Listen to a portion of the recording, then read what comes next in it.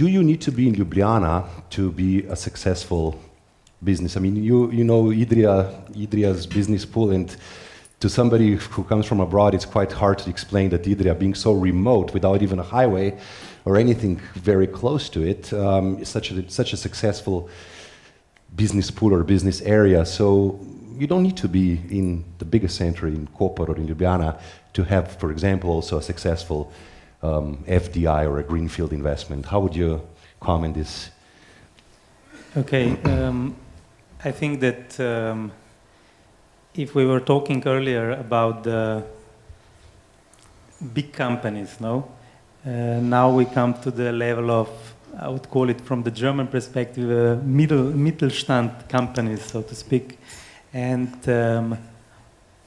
comparing Slovenia also to some other countries now, I think we still have a lot of middle-sized companies which are really successful in their own niches, which is not a 10 billion or 20 or 100 billion markets, but a billion market is a good market for a middle company, middle-sized company, and if such a company does a business well, it can be successful anywhere in the world, actually, and it doesn't need the resources that, let's say, really these big markets usually attract. So, if I speak for the case of Collector, we definitely don't compete in the, let's say, 100 billion markets. So we compete. For us, a billion market is a very good market, and if we can find, let's say, if we are really, if we can get leading, this would be a dream always. But if we can get between the 1 second or the third position in these markets, this is a good market on the long term.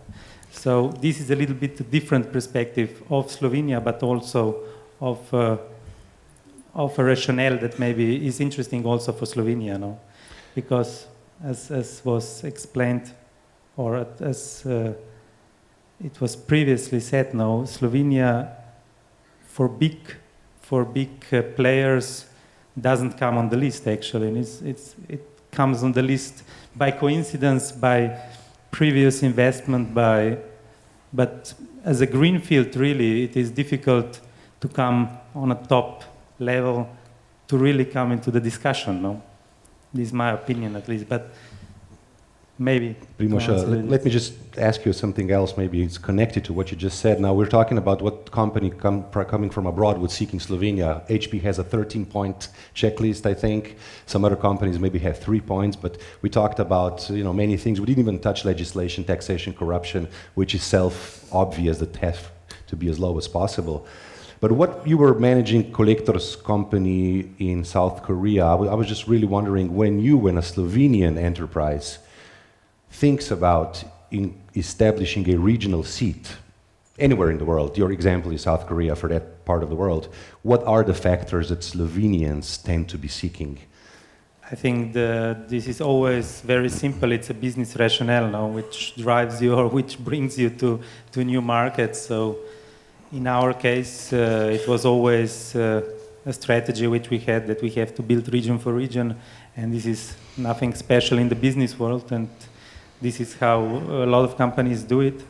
But of course, when you decide for a region, as it was earlier explained, then you try to find, let's say, the soft criteria which define the final position where you actually invest.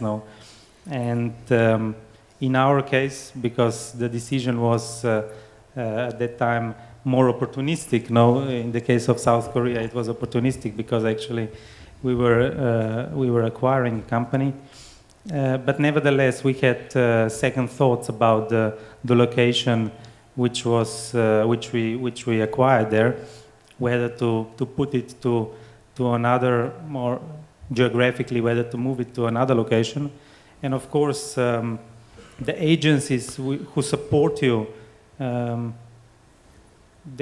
If being really from a professional country that does this a lot, they really support you professionally, and they want to find you a decent package. Even being, let's say, for South Korean, let's say, circumstances, we were always a small company for them. No? So this is not a, we were never considered as a big names, Fortune 500 or something.